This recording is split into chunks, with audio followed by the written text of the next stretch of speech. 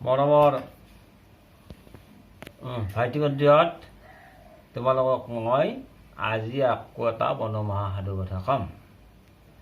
একতাৰ জৰিয়তে যি মানুহ বা তাতে জয়যুক্ত হ'ব পাৰে, গতিকে একতাটো আমাৰ অতিকৈ প্ৰয়োজন।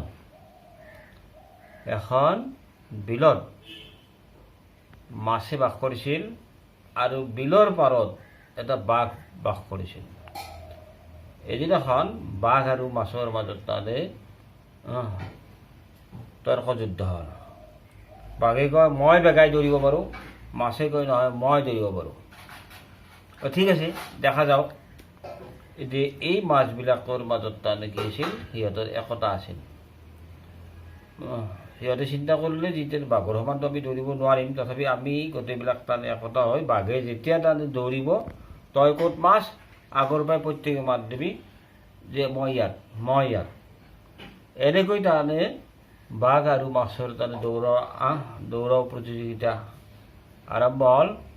বাঘে দৌৰি দৌৰি কিছু দৌৰি চলি কৈ মাছ তই কোথায়, মাছে এটা মাত দিয়া মই আগত, অৰ্থাৎ বাঘতকৈ আগত তাৰমানে মাছটো মাত দিয়ে।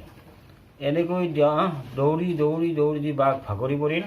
ভাগৰি পৰি বাঘ তাৰমানে লাজতেই তাৰ পৰা পলাই পতং দিলে। গতিকে এই একতাৰ জৰিয়তে তাৰমানে ঠিক অসম্ভৱকো সম্ভৱ কৰিব পাৰি, যদিহে একতা থাকে।